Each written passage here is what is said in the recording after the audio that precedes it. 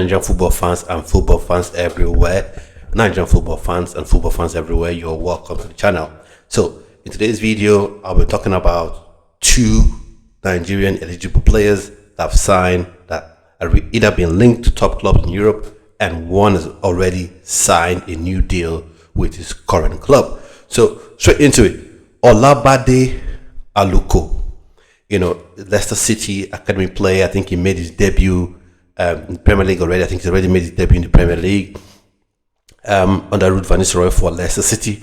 Unfortunately, they have been relegated now, so let's see. Hopefully, he gets to play at the Championship, and maybe that means he'll have more game time than he would have if Leicester had remained in the Premier League. So that's a bit of a personal silver lining for the young player. So he is a fullback that is able to play at centre back as well. So versatile, and that's good to note. So he signed a new deal, gives him at the club a bit longer. And one thing that's very important, though he is a dual national, he has already, pledged his allegiance to the Nigerian Super Eagles. So, to Nigeria as a whole. And then there's some reports saying that he will be playing for the under-20s, under-20 in the, apparently in the World Cup in Chile, the under-20 World Cup in Chile.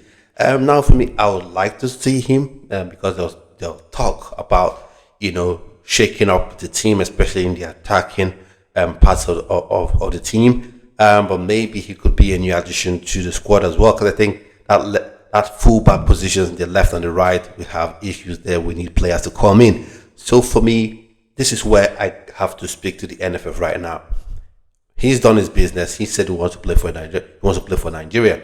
Now it's left for you to get on this player, get him there, get him to play with the under-20s, and then begin to show that you are interested in having this player play for you.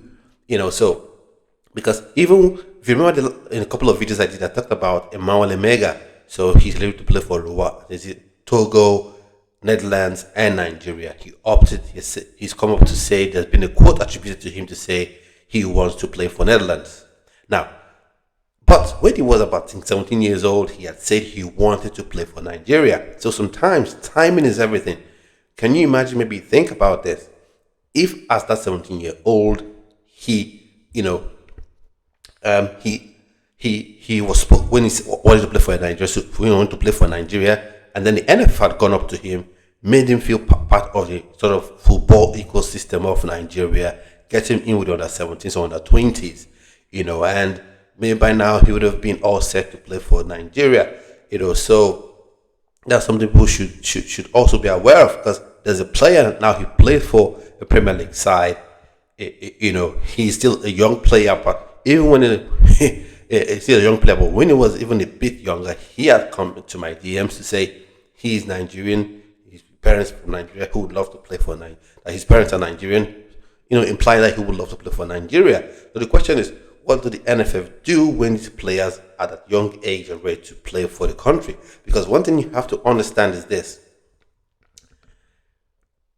when players are young, they want to play for their African country. But sometimes, while still waiting, and people like the Nigerian Football Federation, National Sports Commission are dragging their feet, what happens is, because you have this PR thing that always goes on. It always goes on. PR, storytelling, narrative creation, and a lot of people don't understand that in Nigeria, that is something that affects football. Because I've been hearing Nigeria is not such a good place, your career is going to plummet, and things like that. So when you don't act timelessly, you sort of give credence to a lot of the, rubbish PR, rubbish narrative that is out there, and especially when you don't have your own positive counter narrative, to reinforce the fact that, okay, playing for Nigeria is not a death sentence for your career. It's something that can boost your career as well. So that's a food for thought for the NFF right there. So sometimes, well, I said for Emmanuel Omega, he said he wants to play for Holland this time. So his chapter is closed as far as I'm concerned. But I'm just saying that's a lesson for the NFF to learn. You need to learn from your failures, and I think not getting him to be part of the Nigerian football setup at least is a failure. But back to Olabade Aluko. Now he wants to play for Nigeria, apparently some reports are saying he has been scouted, he has been, shortlisted to play for the Nigerian Flying Eagles, but we're yet to see whatever the list would look like for the tournament that will be starting in October. And as usual, I'll be giving my reaction, to that competition, and hopefully the young lad Olabade Aluko is part of that team. Now, going to the next player, his name is Alvin Okoro. Alvin Okoro is an attack-minded player. He's 20 years old, and he currently plays for a Serie C side. But his form has been so intriguing and interesting that he has been garnering interest from the likes of Italian giants like Juventus and Inter Milan.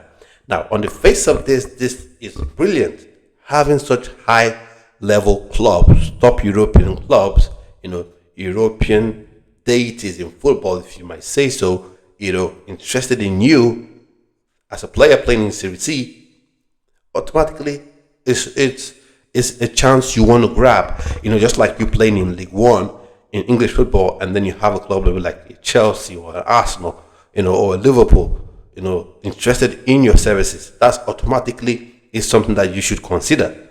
But the reports I read give me a cause to pause, and I think it would give you a cause to pause as well. So the reports essentially were also the effect that Inter Milan would want him to be part of their under-23 side.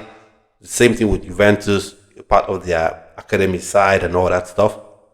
Now, the problem is, would you ever really get to develop playing for those under-23 sides? Because the first team is way, way up there. Would you get the opportunity to show what you can do? And he's 20 already.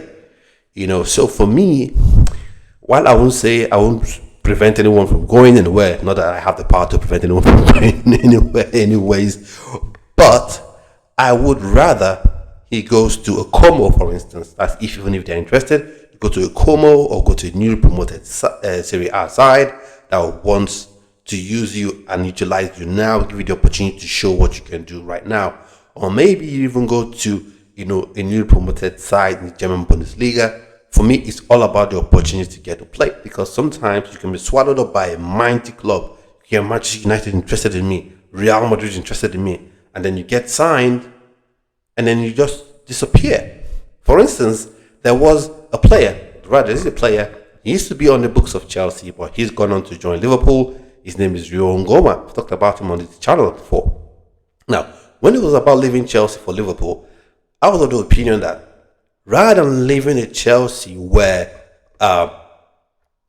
sort of you've been trained, you've been brought up there, you've been, shown the ropes there, rather than leaving a Chelsea to go to Liverpool to be part of the academy setup where the coaches there already have young players that have coached in the 8 now to their 16, 17, 18, and they're more enamored by, and let's face it, only human nature that those coaches will be slightly, even if it's 1% more in favor of the players they have coached, you just take 1%.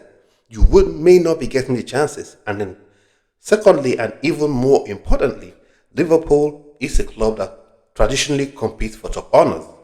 So they'll always go into the transfer market to get ready-made solutions to their problems on the pitch. So that there goes again to limit your chances. And you've seen it. Liverpool have spent £160 million and a bit for the services of, Florian Wirtz. And Florian Wirtz is about 20, 21, I think between 20 and 22. So that means at least he had like 5-6 more years to be there. And as a young player in Rio Ngoma, that then is an issue for you because you have to wait for that period of time. So how do you then move? But for me, if he had gone to a Dortmund or a Frankfurt, I tell you, German clubs, if they spend €1 million on a player, if they spend 850,000 euros on a player, that player will get to play because they don't spend money, frivolously or willy-nilly. At least they are more frugal than English clubs. That's 100% correct.